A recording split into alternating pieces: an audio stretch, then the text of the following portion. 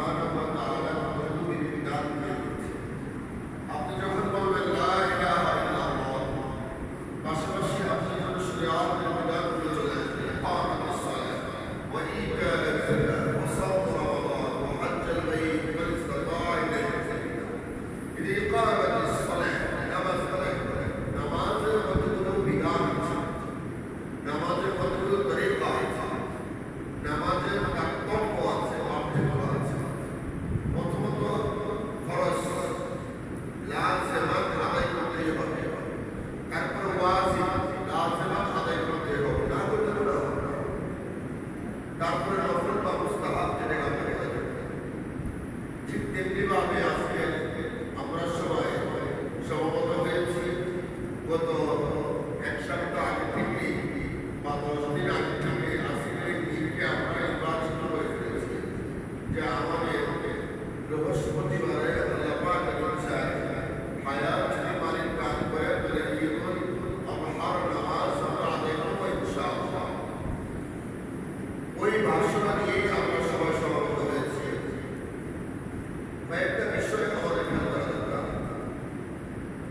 একটা বিষয়,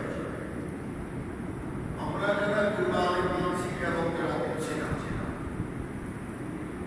আল্লাহ পাকের রহমত সবার জন্য সমান। যদি আপনি আল্লাহ পাকের রহমতের আশা করেন, মালিকের দয়া যদি আপনি চান, আল্লাহ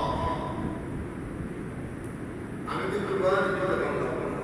আমি গত জুমার আলোচনায় বলেছিলাম যারা কুরবানি করবেন এবং যারা করবেন ওই ঈদের নামাজ আসার সময় খানা পিনা না করে চলে আসবেন, যে এইখান থেকে যে কুরবানি করে তারপরে খাবার খাবেন। যারা কুরবানি দিচ্ছেন তারাও যদি আমলটা করে, যারা কুরবানি দিচ্ছে আল্লাহ পাক তাদের সাথে মিলাইলে আপনারাও সওয়াব দান করে দেবেন। এই জন্য যাদের তৌফিক আছে, যাদেরকে আল্লাহ পাক কবুল করেছে, কুরবানি আলহামদুলিল্লাহ, কুরবানি পশু সবাই ক্রয় করে ফেলেছে আলহামদুলিল্লাহ। মালিক যাদেরকে তৌফিক দিয়েছেন সবাই পশু ক্রয় করে বাড়িতে রেখে আসছেন। সূরা হজ্জের আয়াত অনুসারে এখানে কয়েকটা বিষয় আমাদের খেয়াল করা দরকার। আল্লাহ সুবহানাহু ওয়া তাআলা বলছেন, ওয়াল বুদনা জাআলনাহা লাকুম মিন শাআইরিল্লাহ লাকুম ফীহা খায়র ফাযকুরু ইসমাল্লাহি আলাইহা সাওয়াফ ফাইদা ওয়াজাবাত জুনুবুহা ফাকুলু মিনহা ওয়া আতি'উল কানি'a ওয়াল মু'মিন কাযালিকা সাখখারনাহা লাকুম।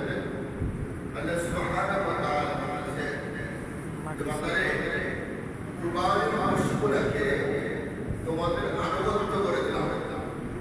চিন্তা করে দেখবেন, 2-2.5 লাখ টাকা দামের একটা গরু, সে যদি ইচ্ছাকৃতভাবে আল্লাহ পাকের রাস্তায় কুরবানি হওয়ার জন্য ইচ্ছা না করে, যেটা তারা আপনি করেছেন, আপনি বাদ তার পাশ শুধু নাড়াচাড়াই করে দৌড়াবে, তার ধারে কাছে যেতে পারবে না। এই গরু বাধা কারণ সম্ভব না। সে যদি ছোটাছুটি করে, লাফালাফি করে, দৌড়াদৌড়ি করে, কষ্ট হয়ে যাবে। আল্লাহ বলতেছেন শাআইরিল্লাহ, আল্লাহ এই বস্তুটাকে, জানোয়ারটাকে, এই পশুটাকে তোমাদের